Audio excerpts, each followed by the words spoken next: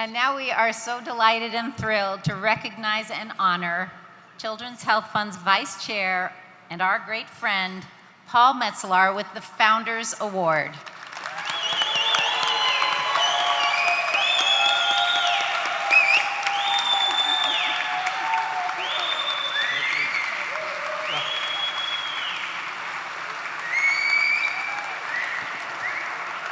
Whoa.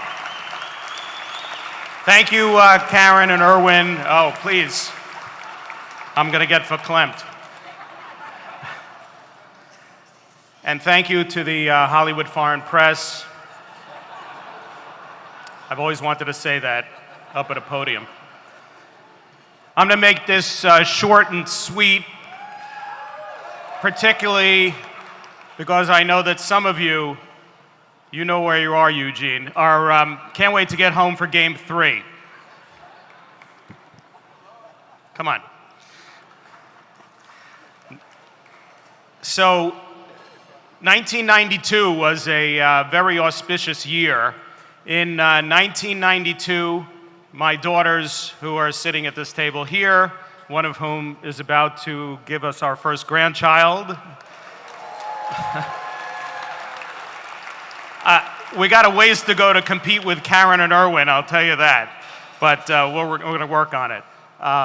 So they were 4 and 2 years old when I got a call from Irwin, who read an article about me and my fledgling travel agency in Crane's New York business. And it referred to me as a native of New Rochelle, New York, which is where I grew up. Irwin said, "I'm from New Rochelle, you have to come meet me."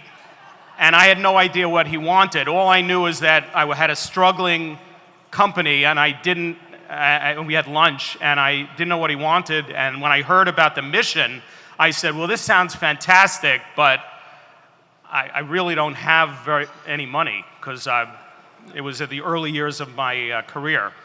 I had just left my law practice a few years before to start what's now Ovation Travel Group. And anyway, fast forward to, that was 27 years ago, and in thinking about the mission and everything that I have learned and participated in, what blew me away in the beginning was as my business started to grow, one thing I worried about a lot of things because I was in the travel business, but what I never worried about was my daughters, who, if they needed braces, if they had asthma, if they had any kind of health issues, it was never a thought.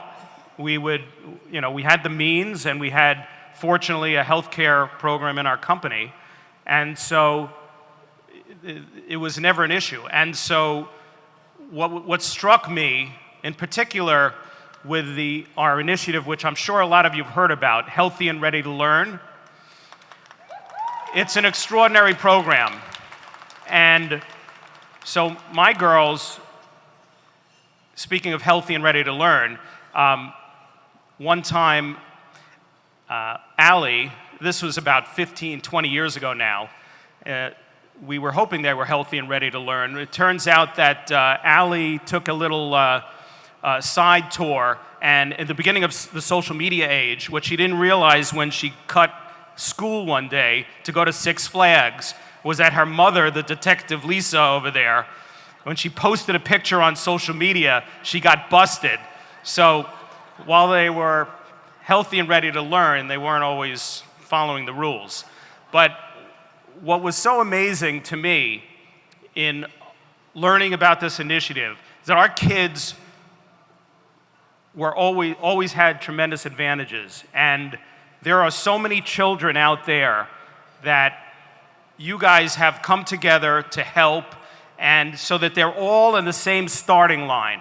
And that's something that I just can't tell you enough how much I thank you, how much I thank the Children's Health Fund for removing one of the most important obstacles so that they all have the same chance that my daughters had. Because if you don't have health care, if you have barriers to learning, if you can't afford eyeglasses, if you can't afford, asthma medicine, you're not going to have a chance to learn. And so I just want to say how proud I am of the mission, how thankful I am that all of you are here today to support it. And my heart goes out to Irwin and Karen, who built an amazing organization, and Dennis, who has taken it, to the next level. And I'm so proud to be part of it. So thank you all so much.